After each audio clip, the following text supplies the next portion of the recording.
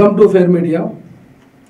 आज आपसे शेयर करने का मुद्दा ये है कि आज फर्स्ट फेज इलेक्शन 21 स्टेट्स में चल रहा है, जिसके 102 सीटों के लिए आज इलेक्शन हो रहा है। यानी इलेक्शन टर्नआउट यानी पोलिंग टर्नआउट कितना होता है, क्या है, ये शाम के 7 बजे तक हमको इसका रिपोर्ट मिलती है। फिर कल इस बारे में डिटेल में हम बात कर सकते हैं। लेकिन आज आपका थोड़ा सा ध्यान चाहते हैं हम, ताकि हम इस वीडियो में जो बोलना चाह रहे हैं वो आपको पहुंचाने का मतलब ही हमारा है कि वीडियो बनाना या फिर फेयर मीडिया को चलाना है। तो इसमें हम जब तक भी जैसे भी हम वीडियोस बना रहे हैं अब तक तो आपका ताउन है और आप भी हमारे साथ है, ये हमको ऐसा समझ में आ रहा है। तो लिहाजा आज बात करेंगे इम्पॉर्टेंट 21 स्टेट्स में जो इम्पोर्टेंट ज़्यादा सीट्स है वो सीट्स 197 तक ले रहे हैं। छोटे 1-2 सीट्स जो भी स्टेट्स में हैं उसको अवॉइड कर रहे हैं, क्योंकि 1-2 सीट्स का भी और उसके ऊपर भी एनालाइज करने के लिए आपका टाइम भी खराब हो रहा है, हमारा टाइम भी खराब हो रहा है। टाइम सेव करने के लिए, time save point of view से हम थोड़ा इम्पॉर्टेंट स्टेट्स को चुनेंगे। असम स्टेट, जिसमें आज 5 सीटों पे इलेक्शन हो रहा है, टोटल रहे 14, जिसमें 11 सीट ऑलरेडी बीजेपी को है।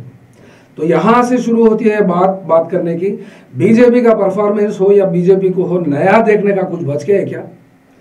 10 साल हम देख चुके हैं, और 10 साल से पहले अटल बिहारी वाजपेयी की गवर्नमेंट में भी बीजेपी का क्या हाल रहा, क्या है। वो तो एक सॉफ्ट मुखौटा था, वो मुखौटे को भी हम देखें, वो जिंदगी पार कर लिए। और वो भी एक शायर थे मशहूर, अटल बिहारी वाजपेयी, और प्राइम मिनिस्टर भी थे, जैसा कि आप सब जानते हैं। लेकिन वो भी दुनिया से चल बसे। लेकिन अब बचे हैं 2 बार मोदी साहब, और मोदी साहब के पास जो हमारी नजर नहीं दौड़ी, जो भारत के 145 करोड़ लोगों की नजर नहीं दौड़ी, अब वो क्या बताना चाहते हैं हमको, हम क्या देखना बच गया है उनके पास, और वो क्या कर सकते हैं, क्या कर पाए 10 साल में। ये उसी का पोस्टमार्टम है। ये उसी के दौरान जो वोट डालने वाले हैं, जो अब तक 50% हुआ या 40% हुआ, कितना हुआ ये पता तो नहीं है।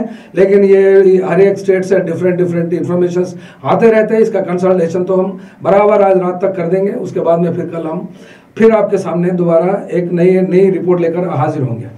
5 असम के सीटों के लिए इलेक्शन हो रहा, और जिसके बाद में 4 हो रहे, और वो 4 बिहार में हो रहे, और बिहार में बीजेपी के 17 सीट है।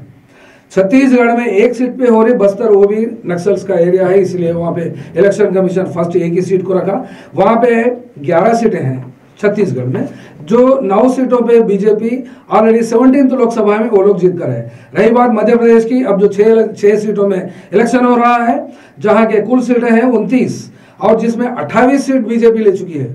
यानी 28, 1 सीट बच गई मध्य प्रदेश में। और महाराष्ट्र का तो मामला डामाडोल, क्योंकि शिवसेना से भी दोस्ती नमक हरामी की है, शिवसेना से भी नमक हरामी, शरद पवार से भी नमक हरामी, और अपने दोस्तों सबसे भी नमक हरामी पार्टी में बीजेपी पार्टी और मोदी सरकार और अमित शाह साहब, ये लोग बहुत ही नोटोरियस और notoriety they secured during the 10 years term. तो ये बात होती है। फिर नेक्स्ट रही बात राजस्थान की। राजस्थान में फिलवक्त 12 सीटों पे इलेक्शन हो रहा है आज, और वहां के कुल 25 है, 25 के 25 जीते हैं लास्ट 17th लोकसभा में। क्या इस बार एंटी इनकम्बेंसी कोई होती नहीं? क्या फिर वहां से कोई दूसरी पार्टी जीतती नहीं? वहां पे तो 25 के 25 जो 17th लोकसभा में जीते थे बीजेपी को, इस बार वो आने के हालात में नहीं है। ये जानकारी हमको मिल रही है, इसलिए हम आपको ये चीज बता रहे हैं। रही बात उत्तर प्रदेश नेक्स्ट, उससे पहले उत्तर प्रदेश को जाने से पहले हम थोड़ा तमिलनाडु की बात कर लेंगे। तमिलनाडु में पूरे सीटों पे आज इलेक्शन हो रहा है। तमिलनाडु में बीजेपी को 0 सीट है आज। 17th लोकसभा 2019 में जो हुआ था वहां पे 0 सीट है। लेकिन इस वक्त यहाँ पे एक इंफॉर्मेशन आ रही है हमारे को कि वहां का बीजेपी का चीफ 1 सीट हासिल करने की लड़ाई लड़ रहा है, 1 सीट के लिए। लिहाजा 39 में 39-0 थे, इस बार आए तो 1 सीट आएंगे, क्योंकि किसी भी सरकार को हर किसी को एंटी इनकम्बेंसी होती है। क्योंकि एंटी इनकम्बेंसी कैसा होती है ये हमको ये इसी वीडियो में हम आपको आंकड़ा कहां से जवाहरलाल नेहरू के इलेक्शन से लेकर इंदिरा गांधी के इलेक्शन, उसके बाद में ग्रेट विक्टोरी राजीव गांधी का इलेक्शन, उसके बाद में मोदी का इलेक्शन, ये इलेक्शन का में टर्नआउट, वोटिंग टर्नआउट कितना परसेंटेज है ये हम आपको सुनाएंगे तो जरूर। लेकिन तमिलनाडु के बाद जो बात आई थी उत्तर प्रदेश की, उत्तर प्रदेश में ये लोग को 17 लोकसभा में 62 सीट्स हासिल है। डैम श्योर ये हम बात बता रहे हैं कि मोदी जी अगर उल्टा पलटा भी अगर लटक गए तो लास्ट टाइम का मैंडेट उनको आ ही नहीं सकता 62 सीटों में उत्तर प्रदेश में, क्योंकि वहां उनका भी मामला दोस्ती दुश्मनी क्या है वो पता नहीं, वो यूज एंड थ्रो का मामला है। इस बार अगर मोदी आते हैं तो योगी को निकाल के फेंक देते हैं, अगर मोदी नहीं आते हैं तो फिर योगी प्राइम मिनिस्टर पोजीशन पाते हैं, क्योंकि वहां से दिल्ली, यूपी से दिल्ली का रास्ता बहुत करीब है, बहुत शॉर्टकट है। वो इसलिए कि 80 सीट वहां यूपी से है, लेकिन पूरे हिंदुस्तान को परेशानी यूपी से ही है और यूपी के लोगों से ही है और यूपी के लोगों की सोच से ही है हमको। लेकिन उसका मुद्दा भी वो उसका फायदा भी वो लोग उठा चुके हैं। यूपी में क्या, यूपी का मामला इसलिए लाते हैं कि राम मंदिर अयोध्या में राम मंदिर का मुद्दा लेकर पूरी दुनिया गुज़िश्ता 25 साल से घूमते वहां पे वो लोग चाहे किसी भी हो, बाई हुक और क्रूक, वो लोग तो राम मंदिर बन चुके हैं। अब वहां के लोगों को भी ये बात समझ में आ रही कि राम मंदिर बन दिए तो फिर हम खाएंगे क्या, हम जिएंगे क्या, हमको मिला क्या, हमको दिएंगे क्या, होगा क्या हमको। ये गरीब की सोच है और लोअर मिडिल क्लास वालों की सोच है और मिडिल क्लास वालों की भी सोच है। खैर अपर स्टार्टा के लोग के बारे में तो हम बात नहीं कर सकते, क्योंकि वो रिच है और वो रिच के लिए ही मोदी सरकार और अमित शाह आज तक भी काम करते हुए आ रही है।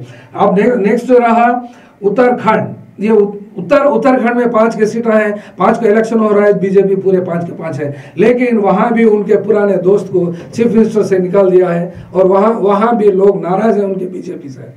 यानी मतलब भारत के लोग जैसा नाराज है, लेकिन बीजेपी फोल्ड में, बीजेपी पार्टी में जो भी है वो लोग भी बीजेपी के अप्रोच से और एटीट्यूड से, अमित शाह और मोदी के उससे वो लोग के पास भी दिल में तकलीफ है, डिसकंटेंटमेंट है। तो लिहाजा उतने सीटें आने का तो सवाल ही पैदा नहीं होता। नेक्स्ट है वेस्ट बंगाल। वेस्ट बंगाल में आज 5 सीटों पर इलेक्शन हो रहा है, वहां पे बीजेपी को 18 सीट आई है।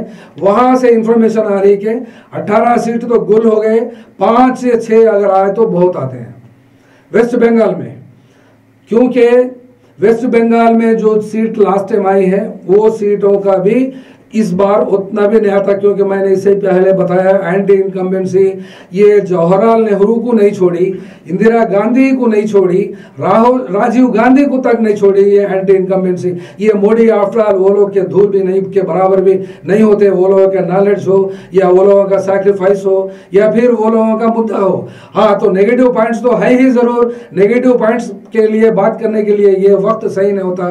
जिस वक्त ये लोग सत्ता में रहेंगे हम उस वक्त जरूर ये लोगों के मुद्दे पर भी हम बेलौज और बेतहाशा बेखौफ हम बराबर बात करते रहेंगे इंशाल्लाह।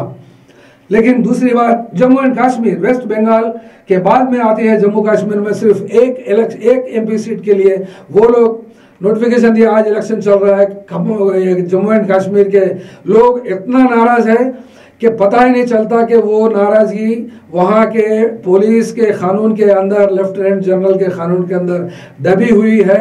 अगर ये लोग पुलिस के सहारे, पुलिस को ले लेके वहाँ के पोलिंग बूथों में या फिर पुलिस के साथ अगर वोटिंग कर लिया तो भी वहाँ कुछ फर्क नहीं पड़ता। वहाँ होंगे, वहाँ तो 5 सीटें हैं, वो 5 सीटों में 370 का नारा, 370 का झंडा लेकर पूरी दुनिया में ये लोग जैसा कि जीत हासिल करी है वो बात कर लेंगे। लेकिन पुलवामा में 300 केजी का RDX किधर गया वो इंफॉर्मेशन तो इनके पास नहीं है।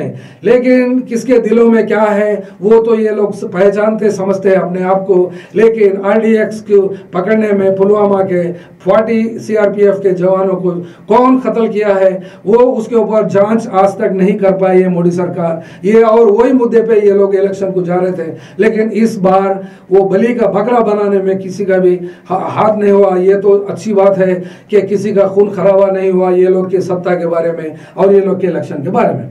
अब रही छोटे छोटे सीट्स, ये लक्षद्वीप हो या फिर पांडिचेरी हो या फिर अरुणाचल प्रदेश हो, ये टोटल आज जो हो रहे हैं इलेक्शन 102 सीट्स पे है, जिसमें आज तक के वो स्टेटों में, यानी कुल स्टेटों की बात ये इंपॉर्टेंट है, ये कुल स्टेटों में बीजेपी के 197 स्टेट्स अटके हुए हैं।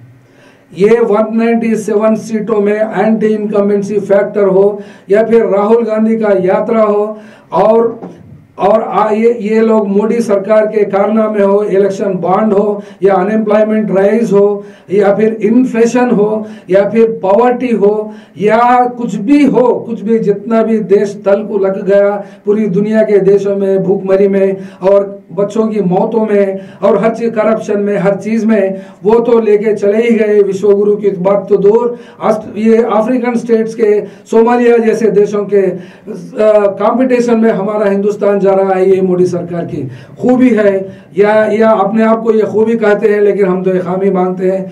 जो सत्ता जिस देश के भूखमरी को मिटा नहीं सकता, वो सत्ताधारी क्या और वो लीडर क्या, वो उस देश का प्राइम मिनिस्टर क्या, ये बात तो होती है कम से कम एक इंसान के नाते। किसी को भूखा देखा तो एक इंसान उसको अपना खाना देता है या फिर अपने जेब के पैसे देता है।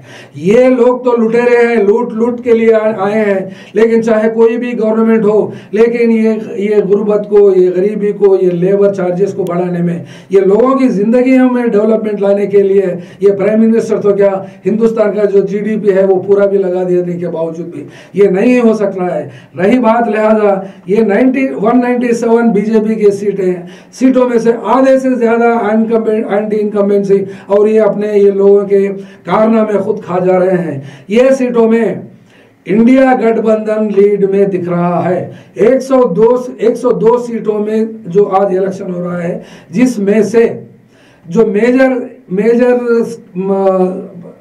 सीट्स जो बीजेपी हासिल करी है, वो सीट्स वो लोगों को नहीं आ रहे हैं। वही बिल्कुल रेशियो में 102 से अगर हम बात करें तो मोदी सरकार को वो वेव है ना वो पब्लिक को ख्वाहिश है मोदी सरकार के या भेष बदलने में या रूप बदलने में, रोज कपड़े बदलने में या झूठ बोलने में या फ्लाइट्स खरीदने में। 6,000 7,000 का फ्लाइट में खरीद के रख के, कहाँ रखे है, किधर रखे है, पड़ गया है, क्या है पता नहीं, वो उसका यूज क्या हो रहा है वो भी पता नहीं। लेकिन एविएशन डिपार्टमेंट है भी या नहीं है, उसके पास कितने जहाज है वो भी पता नहीं, क्योंकि ये लोग PSU को पूरों को, पब्लिक सेक्टर यूनिट्स को पूरा कौड़ी के दाम, पुठाने के दाम, चुड़वे के दाम बेच चुके हैं ये अपने दोस्तों के लिए। और ये अपने दोस्तों का कहा 100 के पार एक का अडानी का रैंक था जो दुनिया के करोड़पतियों में, हिंदुस्तान के करोड़पतियों में। आज ये लोग हिंदुस्तान में नहीं बल्कि पूरी दुनिया में नंबर 3 रैंक, नंबर 2 रैंक पे पहुंच चुके हैं, क्योंकि ये दोस्ती, ये लोग की 140 करोड़ लोगों का मुंह मार कर अपने दोस्तों का जेब भर दिए हैं। ये सरकार का इलेक्शन आज चल रहा है। तो लिहाजा रही बात एंटी इनकम्बेंसी बात करने की, आज जो हो रहे हैं 102 सीटों में से ये जो बीजेपी को ज्यादातर के 197 सीट्स आ चुके हैं, जो स्टेटों में से मैंने जो अब तक पढ़ा है उसमें से इंडिया गठबंधन को लीड मिल रहा है, ऐसी सूचना हमको अभी तक प्राप्त हो चुकी है।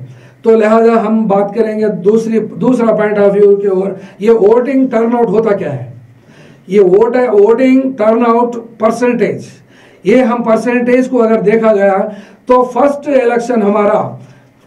इलेक्शन से लेकर आज तक देखा तो हम 17 इलेक्शन देखें, 17 इलेक्शन का पोलिंग टर्नआउट कितना होता है और उसमें कौन सी पार्टी जीती है और इसमें कौन कितनी देर तक सत्ता में थे। तो पूरे हिस्ट्री अगर जानकारी में गए तो 2019 में जो इलेक्शन हुआ जिसका पोलिंग टर्नआउट है 67.1, यानी वोटिंग टर्नआउट 67.1 में इनको कितना आया, मोदी साहब और अमित शाह की बीजेपी को 37.36 वोट से।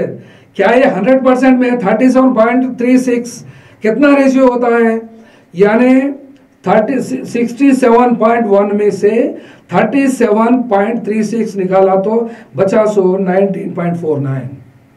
ये हिसाब, ये लोग वोट नहीं डालते, ये वोट नहीं आए लोग पोलिंग तक। तो लिहाजा फर्स्ट इलेक्शन की बात करें तो 1952 में फर्स्ट लोकसभा इलेक्शन हुआ और वहां का पोलिंग टर्नआउट, उस वक्त का पोलिंग टर्नआउट 61.2 था और ये 61.2 में 45% पोलिंग टर्नआउट हुआ था, जिसको कांग्रेस पार्टी के जवाहरलाल नेहरू को ये सत्ता हासिल हो चुकी उस वक्त। सेकंड 1957 में हुआ और इसका पोलिंग टर्नआउट कितना था, 68.6 था, जिसमें अगेन जवाहरलाल नेहरू को कितना 47.8 टर्नआउट उनको परसेंटेज मिला, वो सत्ता में आए। ये ऐसा ही देखते गए तो नेक्स्ट उससे पहले का इलेक्शन 2014 में जो हुआ था, 2014 में वोटिंग टर्नआउट 66.4 हुआ था, जिसमें 31.3 सिर्फ ये इलेक्शन से ये वोटिंग पोलिंग हासिल की। यानी हिंदुस्तान के कॉन्स्टिट्यूशन में एक बात, जनरल मेजॉरिटी का मुद्दा ही काम करता है, यानी एक वोट जो जीता वो ही जीता, एक वोट से ही जीतना है। कॉमन मेजॉरिटी या सिंपल मेजॉरिटी जिसको कह सकते हैं, इंडिया के कानून में बताया गया। यानी 2014 इलेक्शन में बीजेपी को, मोदी साहब को फर्स्ट टाइम में 31.3 इलेक्शन में वोट इनको प्राप्त हुआ, बाकी का इनके खिलाफ में चला गया वोट। जो इलेक्शन इनके बीजेपी के खिलाफ इनको तो वोट नहीं डाले और टोटल इलेक्शन को ही बायकॉट करे या फिर घर से नहीं निकले, वो लोग का मन नहीं था, या फिर वो लोग कहीं से कहीं किधर थे, लेकिन पोलिंग में तो वो लोग का पार्टिसिपेशन नहीं हुआ। पोलिंग में पार्टिसिपेशन नहीं होने की वजह से आजकल में आज ये कुछ दिनों से एक बात वायरल हो रही है, जो वोट नहीं डालते उनका सिटीजनशिप कार्ड, जो वोट नहीं डालते उनको डेवलपमेंटल एक्टिविटीज और या फिर गवर्नमेंट के जो भी फैसिलिटीज, जो भी रिलीफ दे रहे हैं या पेंशन हो जो भी हो, वो नहीं देने की बात कर रहे हैं और वो भी आईपीएस ऑफिसर्स कर रहे हैं, जिनको पॉलिटिक्स बात करने का कोई हक नहीं पहुंचता। जो आईपीएस ऑफिसर्स होते हैं वो पुलिस की ड्यूटी करते हैं और पुलिस नेतागिरी करने पे चले आ गए हैं, ये 2-4 इलेक्शनों में हम देख रहे हैं। और आईएएस जो चीफ सेक्रेटरी लेवल या प्रिंसिपल सेक्रेटरी लेवल या फिर सेक्रेटरी लेवल जो लोग होते हैं वो भी पॉलिटिक्स के बारे में बात करते हैं। ये लोग सिविल सर्वेंट्स है, ये सिविल सर्वेंट्स को एग्जीक्यूटिव जिम्मेदारी होती है, जो लोकसभा हो या असेंबली हो, वो लोग जो भी कानून बनाते हैं ये लोग को कानून के तहत चलना पड़ता है और ये लोग कानून के तहत कैसा भी चलते हैं। वो लोग की कमांड में ही ये लोग काम करते हैं, लेकिन डबल पॉलिटिशियन का रोल भी अदा करते हैं ये लोग। इस बीच में कुछ एसपीस और डीजीपीस को पॉलिटिशियंस के तरह बात करने में भी सुनना आया। इसके ऊपर लगाम लगानी चाहिए, चाहे कौन भी सरकार में आने दो। तो रही बात, फिर दोबारा पोलिंग टर्नआउट में आएंगे हम। इसका नेक्स्ट 1962 में इलेक्शन जो हुआ 55.4, 67 में जो इलेक्शन हुआ जो 4th लोकसभा है 61.3 है और 5th लोकसभा 1971 में हुआ 55.27 है इसका।